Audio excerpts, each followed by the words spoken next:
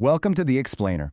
Today, we're unpacking a story that is going to completely shatter how you look at a modern convenience. Think about it. To you and me, cold is just a given, right?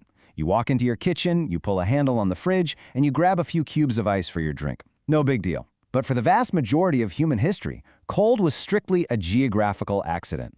You either lived where it was freezing or you just suffered through the heat. Over the next few minutes, we're going to look at how a simple, everyday convenience was actually once the center of a ruthless, globe-spanning cartel.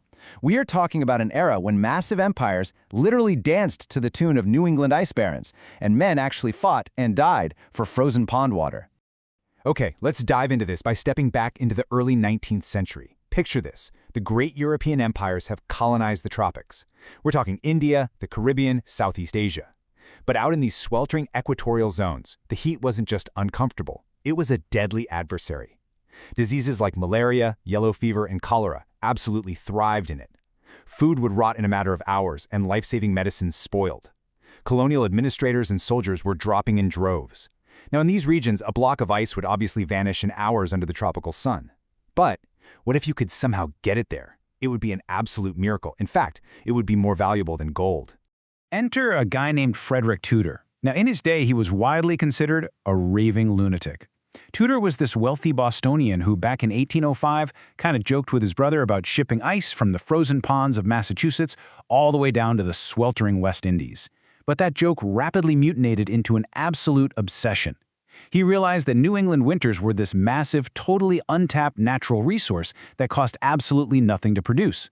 So, in 1806, Tudor bought a brig called the Favorite, harvested 130 tons of pond ice, and set sail for Martinique. The Boston maritime community literally laughed him out of the harbor.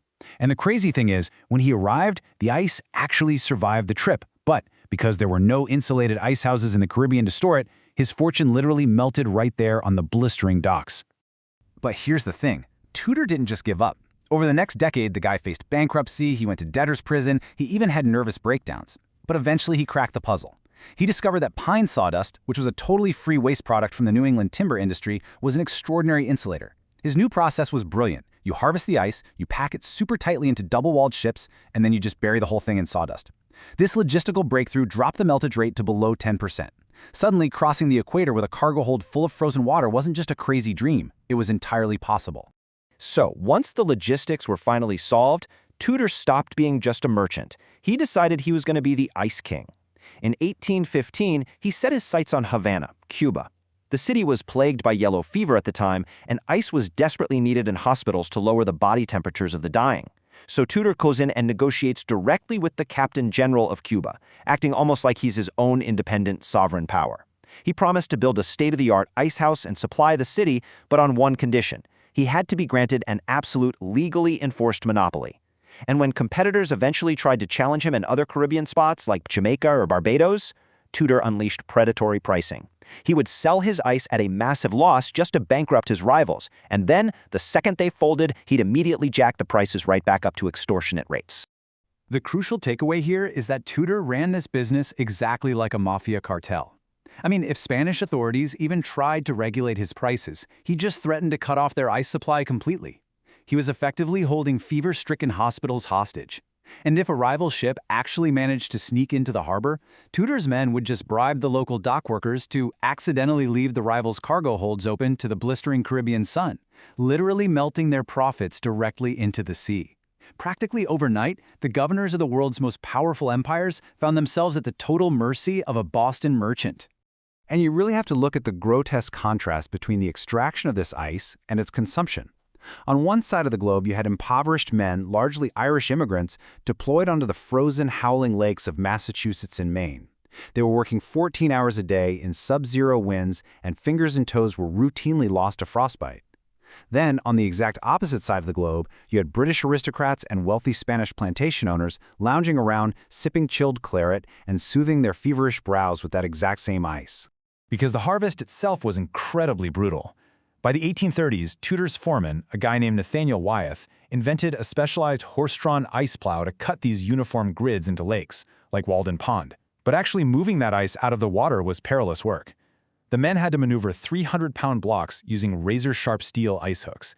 These massive blocks routinely slipped, crushing limbs and fracturing skulls. Workers occasionally fell right through the ice, getting weighted down by heavy winter woolens and drowning in the dark, freezing water before anyone could even reach them. Even the horses frequently panicked, broke through the thin ice, and were dragged screaming into the depths. And remember, there was absolutely zero compensation for death or injury back then. The ice barons viewed these workers just as cheaply as they viewed the ice itself. Fast forward to 1833, and Tudor sets his sights on his most audacious gamble yet, India. The British colonial elite over in Calcutta were suffering terribly from the intense heat, and the mortality rate was incredibly high. So Tudor decides he's going to ship ice across 2 entire oceans, crossing the equator not once, but twice.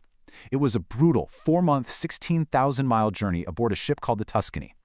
At the time, most marine experts openly declared that he was out of his mind and that not a single cube of ice would survive the voyage. But, incredibly, in September 1833, the Tuscany arrived in Calcutta.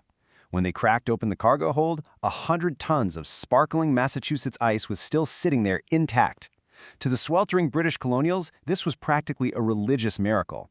The mighty East India Company, which was arguably the most powerful corporation in human history, immediately recognized ice as a vital strategic asset for colonial morale and public health. They literally bent the knee to the American icemen. The British government waived all import duties, and the public even raised massive funds out of their own pockets to build these state-of-the-art stone ice houses just to store Tudor's cargo. And this brilliantly illustrates just how aggressive Tudor was in defending his new global empire. Think about it. The United States, a very young nation that had fought 2 wars against Britain just decades prior, now basically held a monopoly over the well-being of Britain's most important colony. When rival American shippers inevitably tried to get a piece of that massive Indian market, Tudor's orders to his agents were absolutely cutthroat. He wrote, "Sell the ice at a penny a pound. Let them not sell a single pound. Drive them out." He was a ruthless monopolist defending his Indian hegemony at absolutely all costs. Now, while Tudor was busy conquering the globe, a very violent war erupted back home. By the 1850s, cities like New York and Philadelphia were exploding in population, and ice had totally transitioned from being a rich person's luxury to an absolute everyday necessity for preserving meat and dairy. So the new battleground became the Hudson River. You had the massive Knickerbocker Ice Company, backed by Wall Street money and deeply tied to the corrupt political machine of Tammany Hall, trying to completely monopolize the New York supply. And they were pitting themselves directly against these rugged, independent, everyday ice harvesters. Which led to literal warfare out on the ice. The Knickerbocker Company would actually hire gangs of thugs armed with those deadly steel ice hooks to attack independent camps. In the dead of winter, massive, bloody brawls broke out. Men were beaten, stabbed, and thrown straight into the freezing Hudson River. And the sabotage they pulled was wild. Gangs would sneak out in the middle of the night and pour coal ash and dirt over miles of frozen river just to ruin a competitor's harvest. They even resorted to arson, burning colossal wooden ice houses, which were packed to the brim with highly flammable dry sawdust, right to the ground. The night skies along the Hudson frequently glowed orange from the destruction. Meanwhile, over in Europe, Britain was getting really sick of the extortionate prices being manipulated by these American syndicates. So they looked north to Norway, kicking off what was basically a transatlantic Cold War. Norway had these pristine lakes, freezing winters, and most importantly, it was just a super short voyage across the North Sea to get to London. The Norwegians easily undercut the American prices by 50%. In response, the furious American ice barons launched a vicious smear campaign in the British press. They started claiming Norwegian ice was dirty and diseased, while insisting Boston ice was pure and crystalline. But in the end, economics won out. By the 1850s, Norway completely broke the American monopoly in Europe, which forced the U.S. syndicates to double down even harder on their markets in India, the Caribbean, and the American South. And that brings us to the climax of our story, the American Civil War. By 1861, the southern states of the Confederacy were almost entirely dependent on northern ice. When hostilities broke out, Abraham Lincoln's administration fully recognized that ice was now a strategic military asset.